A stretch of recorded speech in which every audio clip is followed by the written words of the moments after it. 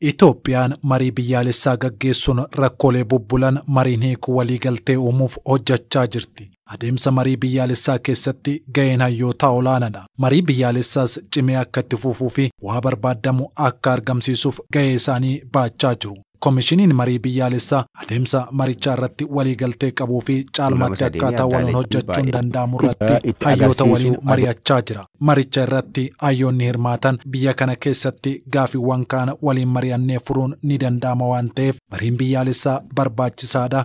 Nutis ga'ee keenya baachaa jirra jedhu. ብዙ ጥሎቻችን የፖለቲካ ልዩነቶች walitti bu'insi keenya baay'een garaagarummaa siyaasaa amantii fi daangaati jedhee yaadu. Yeroo baay'ee waliigaluu dhabuu fi rakkoo furuu dhabuudha. Isa kam yeroo kam furra, isa kam qabannee itti fufna aadaa jedhuun qabnu. የትኞቹን አብረን ይዘን እንጓዛለን የሚለው ባህል የለንም። የተለያየ በኢትዮጵያ ውስጥ የተለያየ ትርክቶች አሉ፣ የተለያየ እሳቤዎች አሉ። ኢትዮጵያ ኬስ seenessi garaagaraa jira. Yaadotaaf seenaan adda addaas jira. Hunda isaanii gara teessootti fiduudhaan mari'achuudha kan barbaachisu. Kan fudhannu fudhannee kan dhiisuu qabnu immoo dhiisuu wayya. ከኛው ወደኛው እነሱ ደግሞ ፕላትፎርም ናቸው። አሁን ባለንበት የፖለቲካ ኢንቫይሮንመንት ውስጥ ናሽናል ዳያሎግ በጣም ክሪቲካል ነገር ነው። yeroo ammaa haala siyaasaa keessa jirruu fi mariin biyyaalessaa dhimma barbaachisaadha. Walgeenyee mari'achuun gahee guddaa qaba. Yaadonni kaan hojiirra akka oolaniifis gaheen hayyootaas olaanaadha.